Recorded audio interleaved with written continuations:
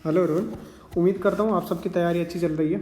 और देखिए, ये टेंशन काफ़ी लोगों को है कि उनका जो गेट का एग्ज़ाम है देने का कोई फ़ायदा नहीं है क्योंकि पीएसयूज़ कम हो रही हैं, या फिर इंजीनियरिंग सर्विसेज के थ्रू भी जो आपकी अपॉर्चुनिटीज़ है वो कम हो गई क्योंकि रेलवेज़ की सीट उसमें अब फ़िलहाल नहीं है। तो इन सब चीज़ों की टेंशन आप ना लें, क्योंकि एक बार जब आप इंजीनियर बन गए हैं तो श्योरली आपको टेक्निकल चीज़ों की हमेशा ज़रूरत पड़ेगी। हमेशा नहीं तो एटलीस्ट जब तक आपका करियर सेटल नहीं हो जाता तब तक तो आपको ज़रूरत पड़ेगी। आप अगर ऑफलाइन इन द सेंस कि आप ऑफ कैंपस भी प्लेसमेंट देखने की कोशिश करेंगे, या फिर कोई और कंपनीज जो हैं जो आपको लगता है ये पीएसयूज़ अब गेट के थ्रू नहीं लेंगी, तो पीएसयूज़ रिक्रूट तो करेंगी ना, चाहे वो प्राइवेट हो जाए फिर भी रिक्रूट तो करेंगी। अब रिक्रूटमेंट के लिए उनको एग्ज़ाम कंडक्ट करवाना पड़ेगा, और जब भी इंजीनियर उनको लेने पड़ेंगे तो 101% उन लोगों को टेस्ट कंडक्ट करवाना पड़ेगा इंजीनियरिंग बेस्ड, और इंजीनियरिंग बेस्ड टेस्ट होगा तो आपकी टेक्निकल नॉलेज यूज़ होनी ही होनी है। तो कुछ भी कर लो, अगर आपने बीटेक कर लिया है एक बार तो श्योरली आपको अगर कोर जॉब्स चाहिए तो अपना जो टेक्निकल है वो स्ट्रॉन्ग रखना पड़ेगा। आज मैं जो लेके आया हूँ वो थ्योरी ऑफ मशीन का हम रिवीजन करेंगे, ठीक है। और रिवीजन से पहले मैं आपको सजेस्ट करूँगा कि आपने थ्योरी ऑफ मशीन से एक बार पढ़ा हो, एंड नहीं पढ़ा है तो फिर भी जो मेरे क्लास नोट्स हैं वो आप एक बार ज़रूर देख लें। क्लास नोट्स मेरे आपको एप्लीकेशन के अंदर मिल जाएंगे, वहाँ आप इजीली डाउनलोड कर सकते हैं। एप्लीकेशन का लिंक मैं डिस्क्रिप्शन बॉक्स में डाल दूँगा। इसके बाद जो मेरा मेन फोकस रहेगा इसमें रिवीजन वीडियो में वो ये है कि आपको हर फॉर्मूला का एप्लीकेशन बताऊँ, कौन सा फॉर्मूला कितना इंपॉर्टेंट है, और जो शॉर्ट ऑब्जेक्टिव क्वेश्चंस आपके पीएसयूज़ के एग्ज़ाम में आते हैं उनमें कौन कौन सी चीज़ें इंपॉर्टेंट है। शॉर्ट नोट्स मैंने बहुत ही प्रिसाइज और अच्छे तरीके से बनाए थे। ये मैंने बनाए थे 4-5 बुक्स लगाने के बाद। 4-5 बुक्स का मतलब ये है कि मैंने इंजीनियरिंग सर्विसेज की जो ऑब्जेक्टिव है वो लगाई थी, ठीक है। गेट प्रीवियस ईयर लगाई थी, ठीक है। उसके बाद वर्क बुक लगाई थी मेडिजी वाली, और मैंने थ्योरी बुक भी लगाई थी, थ्योरी बुक के ऑब्जेक्टिव क्वेश्चंस, ठीक है। ये 2 चीज़ मैंने मेडिजी की लगाई थी। ये चारों किताब के क्वेश्चंस लगाने के बाद मैंने शॉर्ट नोट्स बनाए हैं, और इसीलिए मेरे शॉर्ट नोट्स इतना इफेक्टिव थे। रीज़न ये है कि जब एक बार मैंने सारे एग्ज़ाम से रिलेटेड क्वेश्चंस लगा लिए तो मेरे को एक फेयर आइडिया था कि कौन सी चीज़ें पूछी जाती है। तो इन शॉर्ट नोट्स को जब मैं एक्सप्लेन आपको कर दूंगा तो ऑफ कोर्स आपका रिवीजन बहुत क्विक हो जाएगा, और आपका जो बहुत टाइम चला जाता है ना क्लास नोट्स पढ़ने में वो नहीं जाएगा, क्योंकि इसमें बेसिक चीज़ें मैं डिस्कस करूँगा, और क्वेश्चन किस पर्टिकुलर फॉर्मूलाज पे ज़्यादा पूछे जाते हैं उन पे मेरा ज़्यादा फोकस रहेगा। मैं बताऊंगा किस टाइप से क्वेश्चन उन्हें पूछे जाते हैं। चलिए स्टार्ट करते हैं। चैप्टर 1 जो हमारा है वो सिंपल मैकेनिज्म पे है, ठीक है। और ऑब्जेक्टिव जो क्वेश्चन आपसे पूछे जा सकते हैं, देखिए टाइप ऑफ रिलेटिव मोशन पे बेस्ड कुछ टाइप आपके जो मोशन के हैं वो डिस्कस किए हैं। पहला जो है वो completely constrained motion. Completely constrained motion का मतलब ये है कि हमने एक इनपुट दिया, ठीक है, और उसका हमें एक डिज़ायर्ड आउटपुट मिल गया, ठीक है। सिंगल इनपुट दिया, सिंगल आउटपुट आपको मिल गया, ठीक है। बीच में जो भी मैकेनिज्म है, ठीक है, इस पर्टिकुलर केस में वो आपका क्या हो गया, सेल्फ कंस्ट्रेंट आप बोल सकते हैं या डिज़ायर्ड मोशन बोल सकते हैं। इसको हम बोलते हैं कंप्लीटली कंस्ट्रेंट, मतलब कि हमने कुछ नहीं किया है, हमने सिंगल इनपुट दिया, हमें सिंगल आउटपुट मिल गया ऑटोमेटिकली, ठीक है। सक्सेसफुली कंस्ट्रेंट मोशन का मतलब ये है कि हमने फोर्सफुली, और डिजायर्ड मोशन भी बोलते हैं, इसका मतलब ये है कि हमने सिंगल की बजाय एक इनपुट और दिया है, ठीक है। चाहे वो स्प्रिंग की वजह से दिया हो, चाहे वो किसी बॉडी के वेट की वजह से दिया हो, हाँ कोई भी हमारे इनपुट के अलावा कोई ना कोई एक चीज़ ज़रूर यूज़ हुई है ताकि हम आउटपुट जो है वो एक सिंगल पा सकें, ठीक है। हमारा डिज़ायर हमेशा रहेगा कि एक जो मोशन है, जो आउटपुट है वो कंस्ट्रेंट टाइप हो, जो आउटपुट है वो हमारी डायरेक्शन में जो हम चाह रहे हैं वो निकल के आए, ठीक है। ऐसे ही थर्ड कैटेगरी जो है वो आपका इनकम्प्लीटली कंस्ट्रेंट मोशन है। इसका मतलब ये है कि आप बहुत सारे इनपुट देने के बाद भी डिज़ायर्ड आउटपुट नहीं निकाल पा रहे हैं, ठीक है। चलिए, इनकम्प्लीटली कंस्ट्रेंट मतलब कि आपको मोर देन 2 या 3 आपको इनपुट देने पड़ेंगे, तब जाके आप आउटपुट कंट्रोल कर पा रहे हैं, ठीक है। चलिए, ये पार्ट आपका ज़्यादा इंपॉर्टेंट नहीं है। इंपॉर्टेंट जो है वो अब स्टार्ट होता है, क्लासिफिकेशन ऑफ काइनेटिक पेयर्स, ठीक है। कैसा 2 लिंक आपके किस तरह से कनेक्ट हो रहे हैं उसके बेस आपकी क्लासिफिकेशन कुछ है। पहली जो क्लासिफिकेशन है वो आपका टाइप ऑफ रिलेटिव मोशन के बेसिस पे है, ठीक है। अब देखिए सबसे पहला है टर्निंग पेयर, बहुत ज़्यादा ये यूज़ होगा। मान लो ये हमारा एक लिंक है, ये दूसरा लिंक है और ये पिन जॉइंट से आपका कनेक्टेड है, ठीक है। मतलब कि ये आपके लिंक इस तरह से मूव कर सकते हैं। तो ये आपका टर्निंग पेयर का एक बेस्ट एग्जांपल है, ठीक है। स्लाइडिंग पेयर सबको पता है, कोई भी सरफेस पे कोई बॉक्स लगाया, ठीक है, और ये मूव कर रहा है, तो ये सबसे बेस्ट एग्जांपल है स्लाइडिंग पेयर का। रोलिंग पेयर आपका सरफेस हो या कर्व्ड सरफेस हो, कैसा भी किसी टाइप का सरफेस हो, और उस पर कोई आपका बॉल हो या सिलेंडर हो, वो रोल कर रहा हो, ठीक है। रोल का मतलब ये है कि जो पॉइंट ऑफ कांटेक्ट है, ठीक है, जो पॉइंट ऑफ कांटेक्ट है उस पर रिलेटिव मोशन, रिलेटिव स्पीड आपकी एग्जैक्टली ज़ीरो है, ठीक है। स्क्रू पेयर, जैसे कि नाम में आ रहा है स्क्रू टाइप में जो पेयर बन रहा है वो ही आपका स्क्रू पेयर कहलाता है। स्फेरिकल पेयर, ये आपने देखा होगा कि बचपन में जब हम छोटे थे उस टाइम जो व्हील जो आया करते थे, उसके जो कूलर हम यूज़ किया करते थे, उसका जो व्हील हुआ करता था वो स्फेरिकल पेयर हुआ करता था। उसमें क्या है, आपका एक सेमी हेमिस्फीयर होगा और उसमें एक पूरी बॉल रहेगी जो हर डायरेक्शन में आपकी मूव कर सकती है, ठीक है। तो ये आपका स्फेरिकल पेयर था। अब देखिए according to type of motion अगर हम देखना चाहेंगे तो सबसे पहला आपका लोअर पेयर, ठीक है, जिसमें आपका सरफेस कांटेक्ट होता है। मतलब कि जो हमने स्लाइडिंग पेयर का जो एग्जांपल लिया था ये हमारा लोअर पेयर था। देखिए ज़रूरी नहीं कि स्लाइडिंग पेयर हमेशा लोअर पेयर हो, ठीक है।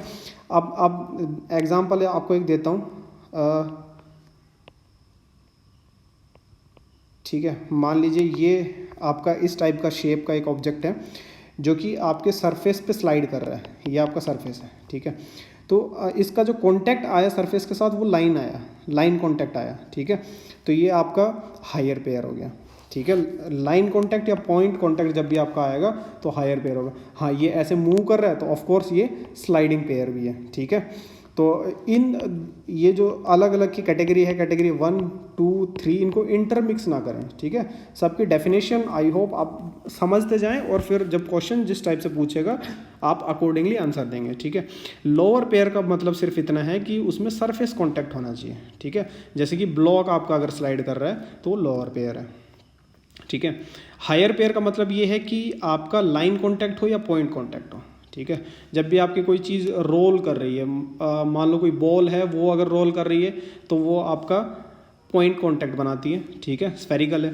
और अगर वही मैं कहूँ कि ये सिलेंडर है, ठीक है, और वो रोल कर रहा है तो ऑफ कोर्स ये आपका लाइन कांटेक्ट आएगा, और लाइन कांटेक्ट आएगा तो भी वो हायर पेयर है, ठीक है। इन दो चीज़ में बहुत कन्फ्यूजन लोगों को रहती है। एक और जो है आपका रैपिंग पेयर का मैं फिर से आपको एग्जांपल सेम ये वाला देना चाहूँगा। सेमी स्फेरिकल बाउल में अगर आपका स्फेरिकल बॉल रख के उस टाइप का कुछ पेयर बनाया जा रहा है तो आपका रैपिंग पेयर टाइप कहलाता है, ठीक है। इसका बहुत ज़्यादा यूज़ आपका कहीं मिलेगा नहीं आपको। Next is according to type of closure, ठीक है, किस तरह से आपका जो पेयर है वो क्लोज्ड है। एक तो सेल्फ क्लोज्ड या परमानेंट क्लोज जिसको कहेंगे, इसका मतलब ये है कि आपका जो सिस्टम जो बनाया गया है वो खुद ब खुद एक दूसरे के साथ अटैच रहेगा। जैसे आप जितनी भी वो देखेंगे पिन जॉइंट्स, वो खुद ब खुद जुड़ा हुआ है, ठीक है, खुद ब खुद वो पेयर बना हुआ है, ठीक है। दूसरा आपका होता है फोर्स्ड पेयर और क्लोज्ड पेयर, ठीक है, या फिर इसको ओपन पेयर फोर्स कांटेक्ट भी हम कह सकते हैं। इसका मतलब ये है कि कोई एक्सटर्नल आपका फोर्स है जिसकी वजह से पेयर ज़बरदस्ती बना हुआ है। फॉर एग्जांपल आपने कैम तो पढ़ी होगी, ठीक है, और कैम का जो फॉलोवर है वो हो सकता आपका किसी स्प्रिंग फोर्स की वजह से इस पे ज़बरदस्ती टिका हो या फिर सेल्फ वेट से ज़बरदस्ती टिका हो, ठीक है। इसका मतलब ये है कि रिवर्स डायरेक्शन में अगर फोर्स है या फिर फोर्स हटा दिया जाए तो शायद वो पेयर जो कांटेक्ट है वो टूट जाएगा, ठीक है। चलिए आगे चलते हैं। Next is degree of freedom. कुछ बैक इक्वेशन जो है उसका हम डिस्कशन अब करेंगे इसमें।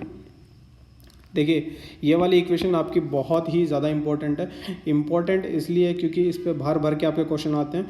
डिग्री ऑफ फ्रीडम से रिलेटेड आपके जितने भी छोटे मोटे पीएसयू बहुत सारे क्वेश्चंस आपसे पूछता है, ठीक है, और बहुत सारे क्वेश्चन पूछता है। उनमें क्या है, बेसिक आपसे मिस्टेक करवाता है और आप लोग वो कर देते हैं क्योंकि हमें प्रैक्टिस नहीं होती है। देखिए समझते हैं इस चीज़ में क्या क्या है। एफ यहाँ डिफाइन कर रहा है आपका डिग्री ऑफ फ्रीडम, ठीक है।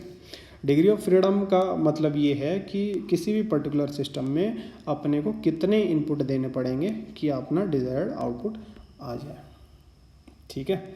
अगर हमें एक इनपुट देना पड़ रहा है तब हमारा डिज़ायर्ड आउटपुट आ रहा है तो वो सिस्टम का डिग्री ऑफ फ्रीडम 1 है। अगर हमें 2 इनपुट देने पड़ रहे हैं फिर हमारा आउटपुट आ रहा है डिज़ायर्ड तो वो उसका डिग्री ऑफ फ्रीडम 2 है, ठीक है। ये आपका हुआ डिग्री ऑफ फ्रीडम। दूसरा एल जो होता है, ठीक है, वो आपका नंबर ऑफ लिंक है। आपको नंबर ऑफ लिंक ध्यान से काउंट करने हैं, ठीक है। और अगर आपने मिस्टेक करी नंबर ऑफ लिंक काउंट करने में, क्योंकि मेजर जो मिस्टेक है क्वेश्चंस इसी में आपसे करवाता है, ठीक है, तो ये आपको ध्यान से काउंट करना है। फिर आता है जे आपका है नंबर ऑफ बाइनरी जॉइंट्स, ठीक है।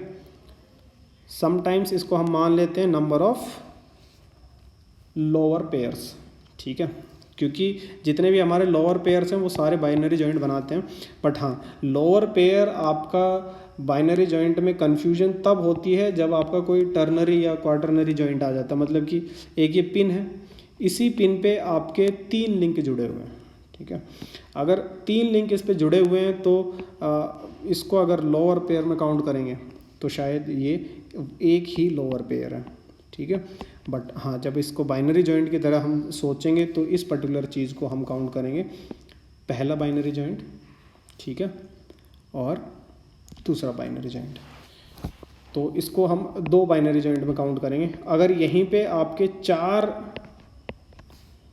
लिंक आके इस पे इस एक ही पिन से जॉइंट है तो इसको हम नंबर ऑफ बाइनरी जॉइंट कितने हो जाएंगे इसमें, 3, ठीक है। इस टाइप से आप लेके चलेंगे। सिंपल है। अगर आपके 2 लिंक एक जगह के जुड़ रहे हैं तो नंबर ऑफ बाइनरी पेयर 1 है, 3 जुड़ रहे हैं तो नंबर ऑफ बाइनरी पेयर 2 है, 4 जुड़ रहे हैं नंबर ऑफ बाइनरी पेयर 3 है, ठीक है। तो इसमें खास कन्फ्यूजन की ज़रूरत नहीं है। हाँ, एच का मतलब आपका होता है नंबर ऑफ हायर पेयर्स, ठीक है। और हायर पेयर मैं ऑलरेडी बता चुका हूँ, जिसमें लाइन कॉन्टैक्ट है और पॉइंट कॉन्टैक्ट है, वो आपका हायर पेयर होता है। माइनस एफ आर का मतलब है कि रिडंडेंट लिंक वो होता है जिसका मैकेनिज्म में कोई रोल ही नहीं होता है, ठीक है। फॉर एग्जांपल ये आपका सिंपल 4 बार मैकेनिज्म है, ठीक है। ये आपका इनपुट हुआ, यहाँ से आपको आउटपुट मिला। अगर इसमें बीच में मैं एक और लिंक इस तरह से जोड़ देता हूँ तो मेरे हिसाब से इस लिंक का कोई रोल है नहीं, ठीक है। तो इस पर्टिकुलर केस में इसका इस वाले लिंक को हम काउंट करेंगे एज अ रिडंडेंट लिंक, ठीक है। तो ये इक्वेशन अगर आपको अच्छे से लगानी आ गई तो फिर डेफिनेटली इस पर्टिकुलर इक्वेशन से आपको क्वेश्चन गलती करवा ही नहीं पाएगा आपसे, ठीक है। चलिए आगे देखते हैं।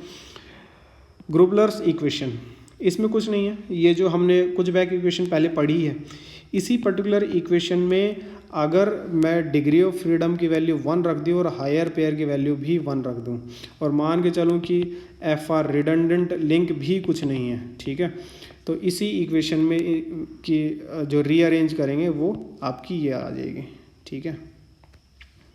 3L - 3, ठीक है, -2J is equal two degree of freedom 1। तो ये -3 उस साइड जाएगा तो 4 हो जाएगा, बस और कुछ नहीं है। और वापस 0 की तरफ लाएंगे तो -4 हो जाएगा। तो 3L - 2J - 4 is equal to 0, ठीक है। तो इस इक्वेशन के हिसाब से जो कंक्लूजन है वो ये है कि कोई भी आपको मैकेनिज़्म बनाने के लिए एटलीस्ट 4 तो लिंक आपको चाहिएंगे, ठीक है। मिनिमम आपको 4 लिंक चाहिएंगे, ठीक है। चलिए आगे देखते हैं। सिंपल जो आपका मैकेनिज़्म है, ठीक है, वो सिंपल मैकेनिज़्म, इसका मतलब ये है कि आपके 4 लिंक हैं। तो जब भी आपके 4 लिंक होंगे तो 3 टाइप के आपके मैकेनिज़्म हो सकते हैं। हो सकता है कि चारों ही आपकी बार हो, ठीक है, 4 बार मैकेनिज़्म हो गया ये। एक सिंगल स्लाइडर क्रैंक मैकेनिज़्म हो, ठीक है, एक स्लाइडर हो एक क्रैंक हो, ठीक है, या फिर आपका डबल स्लाइडर क्रैंक मैकेनिज़्म भी हो सकता है, ठीक है। टोटल लिंक इन तीनों टाइप के केस में 4 ही हैं, ठीक है, इसीलिए इसको एकदम सिंपल मैकेनिज़्म हम बोल रहे हैं, ठीक है। चलिए नेक्स्ट वीडियो में हम ये तीनों कैटेगरीज डिस्कस करेंगे, ए, बी और सी, ठीक है। 4 bar mechanism, single slider crank mechanism और डबल स्लाइडर क्रैंक मैकेनिज्म। इनमें हम देखेंगे कि किस टाइप के क्वेश्चंस आपसे पूछे जाएंगे और किन चीज़ों का आपको ध्यान रखना है, ठीक है। क्योंकि थ्योरेटिकल चीज़ें आप सबने देखी होगी, बट जब क्वेश्चंस की बात आती है तो हम कंफ्यूज हो जाते हैं। वो कंफ्यूज हम इसीलिए होते हैं क्योंकि हमने क्वेश्चंस की प्रैक्टिस बहुत ज़्यादा की ही नहीं होती है कभी। तो जब भी मैं कोई रिवीजन वीडियोस बना रहा हूँ तो उनको थोड़ा सा ध्यान से अगर आप सुनेंगे तो जहाँ जहाँ कॉमन मिस्टेक्स के चांसेस हैं, जहाँ जहाँ चीज़ें ध्यान रखने की ज़रूरत है, वो मैं आपको बताता रहूँगा, ठीक है। इसके अलावा जो जितने भी हमारे वीडियो लेक्चर्स वगैरह हैं, वो काफ़ी सारे स्टूडेंट को डाउट रहती है, मुझे शॉर्ट नोट्स नहीं मिल रहे हैं, मुझे टेस्ट सीरीज़ नहीं मिल रही है, मुझे लेक्चर्स नहीं मिल रहे हैं, आपने ये सब्जेक्ट करवा दिया नहीं करवा दिया। भाई बहुत सारी कन्फ्यूजन है, तो ये सारी कन्फ्यूजन क्लियर करने के लिए एप्लीकेशन डेवलप करी है मैंने, ठीक है। एप्लीकेशन आपको प्ले स्टोर पे मिल जाएगी, दीवाने IES एंड गेट करके सर्च आप करेंगे तो आपको प्ले स्टोर पे एप्लीकेशन मिल जाएगी, ठीक है।